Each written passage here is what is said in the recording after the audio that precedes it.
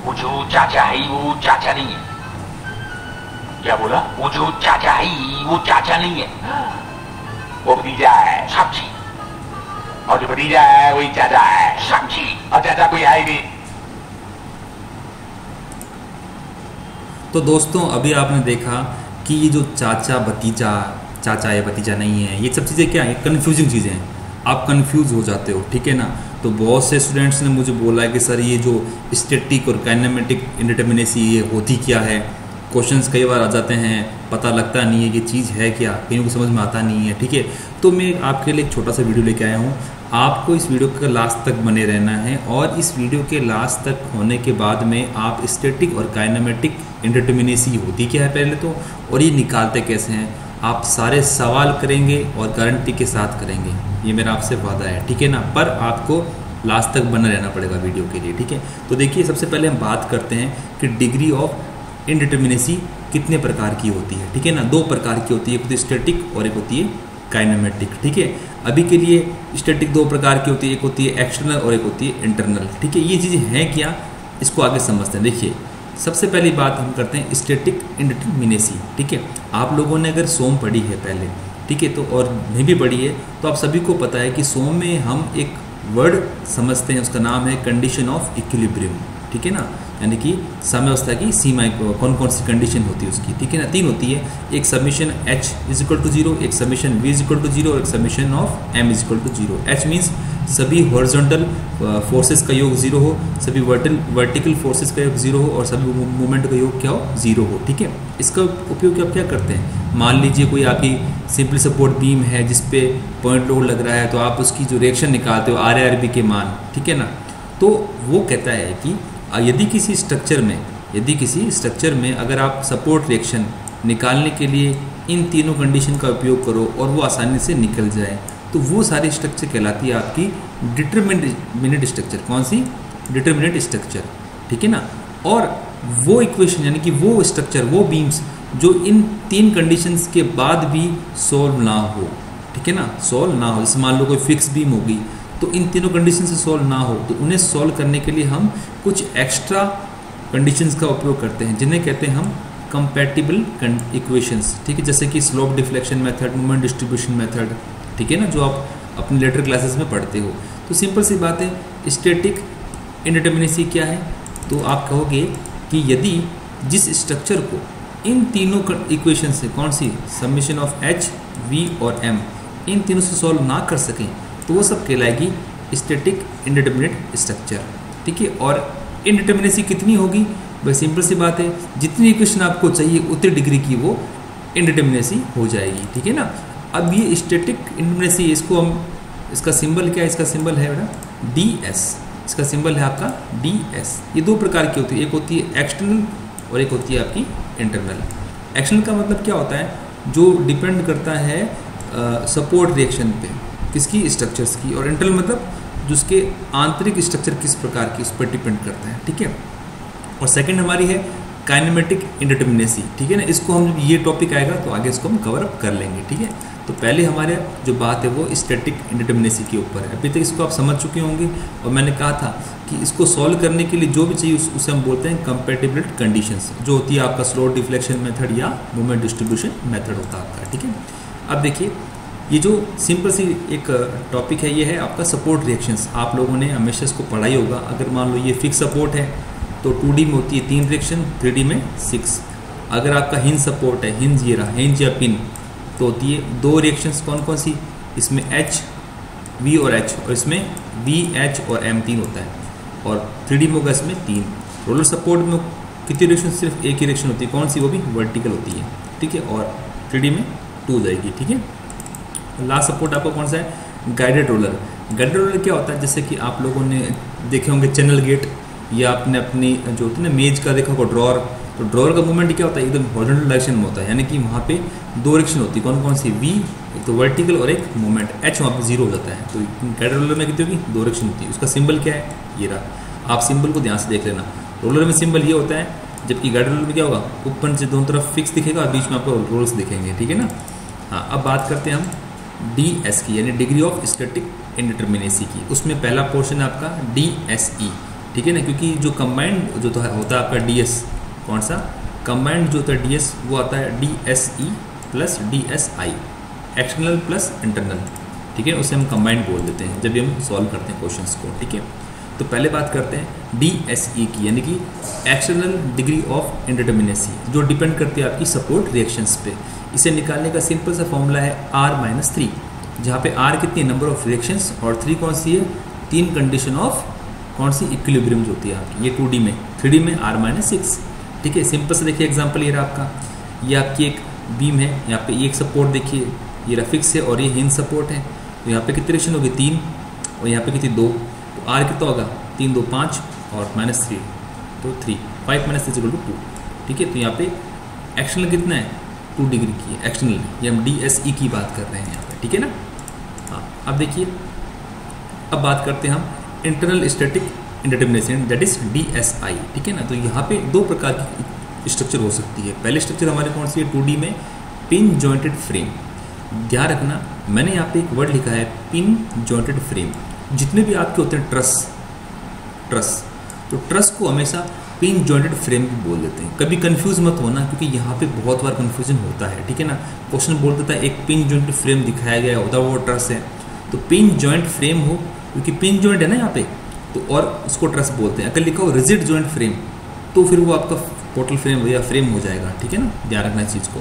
यहाँ पे क्या पिन जॉइंटेड फ्रेम है, तो उसके लिए निकालने का DSI फॉर्मूला क्या है, M-2J + 3, M-2J + 3, where M is number of member, J number of joint और प्लस में 3, दैट इज कंडीशन ऑफ जो आपकी इक्विलिब्रियम होते हैं 3 कंडीशन, उसकी बात हो रही है यहाँ पे। अगर 3D की बात करें तो M-3J + 6 कर देना है यहाँ पे, ठीक है ना। 2J की जगह 3J और प्लस में 6, ठीक है, सिंपल सी बात है। देखिए ये आपका एक छोटा सा दिख रहा है फ्रेम आपको, तो इसके लिए देखिए अगर आप DSI निकाल रहे हो 2D फ्रेम है ये, तो M-2J + 3, तो मेंबर कितने होगा 1 2 3 और 4, ठीक है ना। ये जो मैंने आपको यहाँ पे क्रॉस किया ना, ध्यान रखना, ये एक ट्रिक होती है। जैसे मेंबर काउंट कर रहे हो तो आप 1 2 3 और 4, आप ऐसे कर दो तो आपको पता लगता है ये आपने काउंट कर रखा है। ये तो ये छोटे से स्ट्रक्चर था। कई बार क्या होता है बड़ा होता है ना स्ट्रक्चर, तो आपको होता है कन्फ्यूजन कि कितने पे हम करें, तो इससे काट दिया करो, पता लग जाएगा 1 2 3 4, तो 4 हो गए।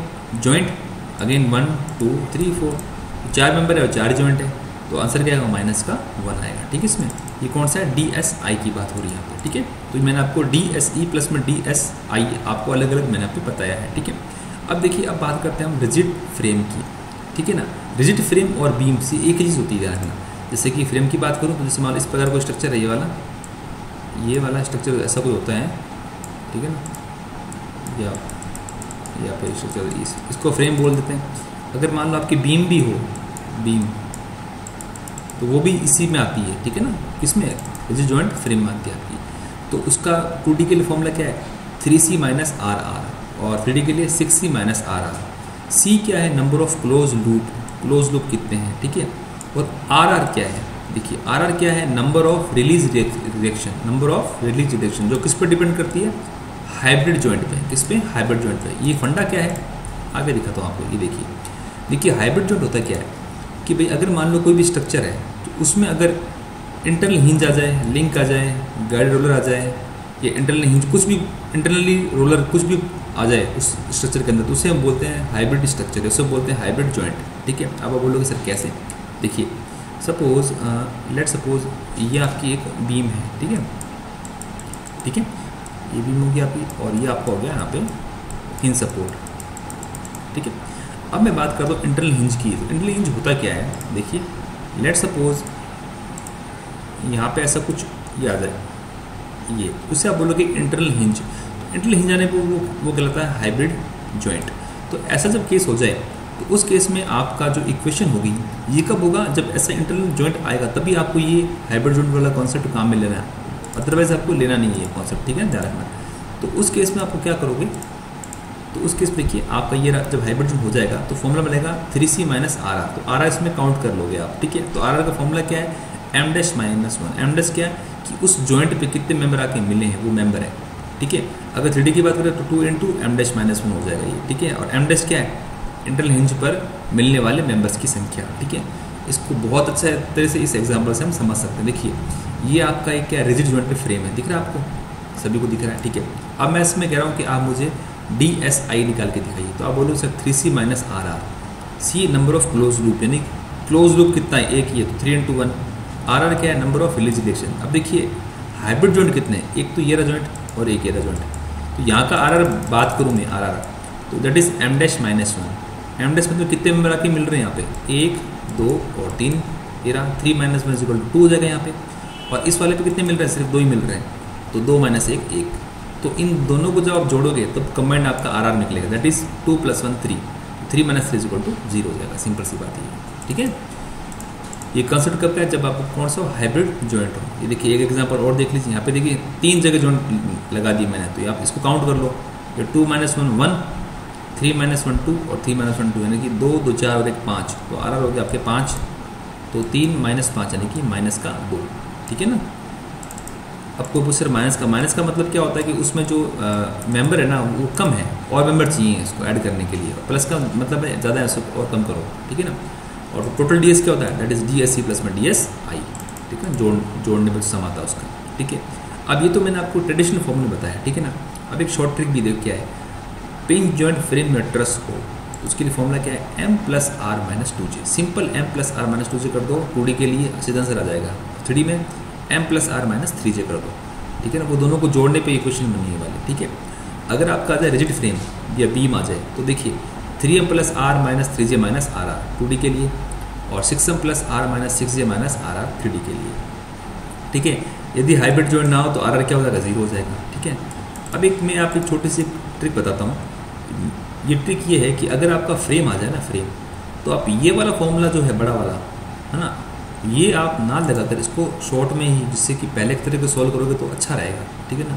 क्यों रहेगा, कि कैसे अच्छा रहेगा वो आप इस एग्जांपल में देख लो। कैसे देखें, ये आपका एक फ्रेम हो गया, दिख रहा है आपको, इसको हमको निकालना है, DS याद करना है, ठीक है। तो पहला बात है हमारे ट्रेडिशनल मेथड में, ट्रेडिशनल मेथड क्या है, DS क्या होगा, DSE प्लस में DSI।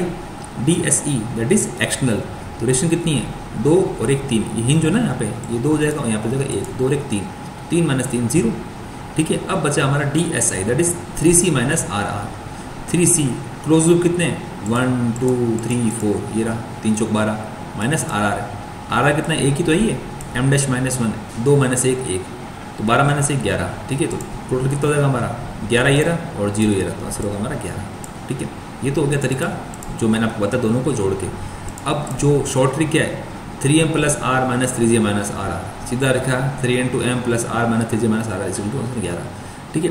तो इसमें मैंने बोला आपको इसकी तरफ क्यों जाना, आप उसका फ़ायदा क्या, देखिए कई बार क्या होता है कि हम मेंबर काउंट करने में गलती कर सकते हैं, ये हो जाता है एग्जाम में, क्योंकि यहाँ तो हम आराम से इसको कर लेंगे, कोई दिक्कत नहीं है। लेकिन क्या होता है कि ये M है कि R है कि J है कि क्या है, कई वो होता है कन्फ्यूजन, वही चाचा भतीजा वो से ऐसा दिमाग से में उल्टा पुल्टा चलेगा।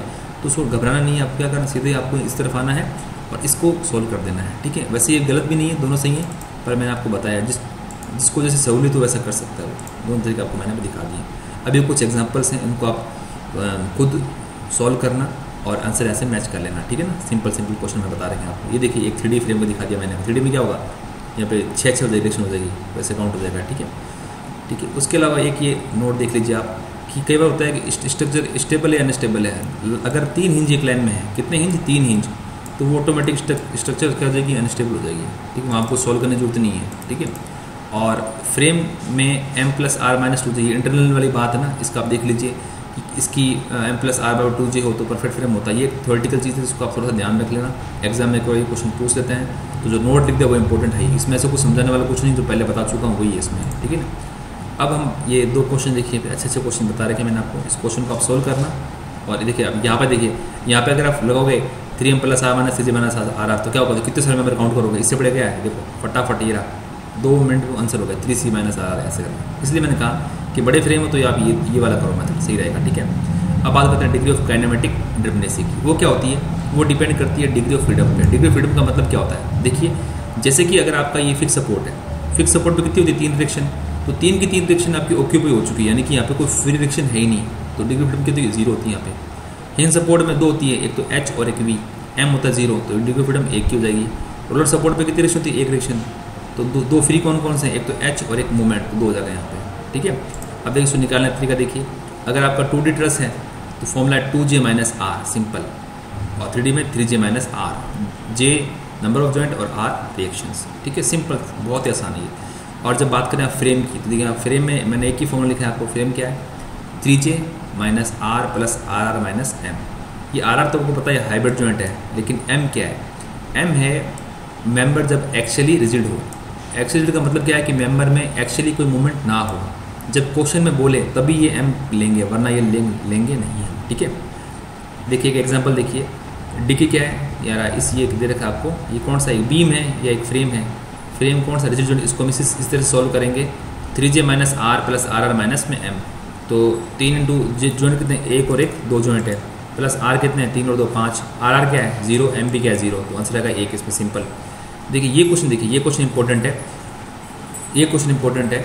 इसमें क्या है देखिए कि आपका जो ये है क्या बीम है, इसमें देखिए एक तो इसमें क्या है कि ये दिख रहा है आपको हाइब्रिड जॉइंट। ठीक है, कौन सा? ये रहा बीच वाला। और उसके साथ ही इसमें क्या लिखा हुआ है? Beams axial rigid. बीम्स मतलब जो बीम है आपकी, एक बीम, 2 बीम और 3 बीम। एक्चुअली रिजिड का मतलब क्या? वो फिक्स है, हिलेंगे नहीं। दैट मीन्स यहाँ पे एम कितना आपका 3 हो जाएगा। यहाँ पे आर आपको पता है एम डैश माइनस 1 हो जाएगा। बाकी जॉइंट 2, 3 और 4 जॉइंट हो जाएंगे, और आर एक्शन 3, 2, 5 और 1 6 हो जाएगी। सिंपल, ठीक है ना। और इसमें लास्ट क्वेश्चन देख लीजिए आप। इसमें क्या आपको डीके निकालना है, ये भी इसमें देखिए। इसमें बोला है कि सभी मेंबर इस फ्रेम का मतलब क्या होता है? फ्रेम में देखिए ये तो होगी सारी बीम, 4 बीम होगी, बाकी कॉलम 1, 2, 3, 4, 5, 6 कॉलम, 6 और 4 10 हो गए टोटल। अगर वो बोले केवल बीम, तो आप कैसे काउंट करोगे? सिर्फ ये बीम काउंट हो गई, ये वाली बीम 1, 2, 3, 4। केवल बोले कॉलम, तो केवल कॉलम भी काउंट कर सकते हो आप, और नहीं बोले तो कुछ नहीं करना। ठीक है ना। तो ये क्वेश्चन वैसे मैंने आपको इसलिए बताया क्योंकि लास्ट ईयर आपके जे वाले एग्जाम में डिप्लोमा में 2 क्वेश्चन पूछ लिए गए थे।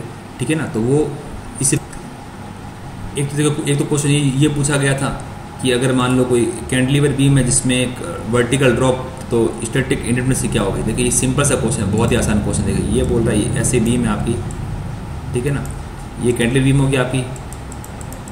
वर्टिकल ड्रॉप का मतलब क्या है कि इसमें एक वर्टिकल रिएक्शन दे रखी है ये वाली। ठीक है, तो पूछा डीएस क्या होगा? सिंपल सी बात, देखिए ये रहा। अब ये क्या है? एक प्रकार का आप बोलोगे सर ये तो हमारा वो दिख तो फ्रेम ही रहा है सर। हाँ, तो डीएस पूछा, डीएस क्या होगा? डीएस आपको पता ही है, DSE प्लस में DSI। आई तो 0 होगा क्योंकि देखो 3C क्लोज तो है ही नहीं, तो वो तो 0 हो जाएगा ऑटोमेटिकली। DSE बचेगा। ई क्या होगा? देखिए रिएक्शन कितनी है यहाँ पे, वो होता है R माइनस 3 होता है आपका। ठीक है, ऑटोमेटिकली R कितना है? 3। ठीक है, 3 ये रहा। अब देखिए यहाँ पे क्या है कि एक वर्टिकल ड्रॉप दे दिया, तो यानी कि 3 की जगह 2 हो जाएगा। 3 - 2 1, तो इनकीस बाई 1 हो जाएगा इसका आंसर। ठीक है ना, ध्यान रखना इसको। DS आंसर इसका 1 रहेगा। ठीक है ना। ऐसा भी उसने एक क्वेश्चन और शायद पूछा था एग्जाम, ये था अगर स्टैटिक कौन सी फिक्स बीम दोनों एंड फिक्स हो। दोनों एंड फिक्स का मतलब क्या है? ये भी फिक्स और ये भी फिक्स, तो R माइनस 3। सिंपल, 6 - 3 3 आंसर, क्योंकि 3C माइनस RR करोगे तो आप क्लोज लूप तो है ही नहीं, तो वो 0 हो जाएगा। तो आंसर क्या है? 3। ये आंसर 3। ठीक है, तो ये सर क्वेश्चन आ सकता है एग्जाम में, तो आप इसमें बने रहना। और आगे भी ऐसे टॉपिक कंटिन्यू आते रहेंगे अब। ठीक है ना, तो इसको फटाफट हम वाइंड अप करेंगे अपने कोर्स को। ठीक है, तो thank you very much for discussion.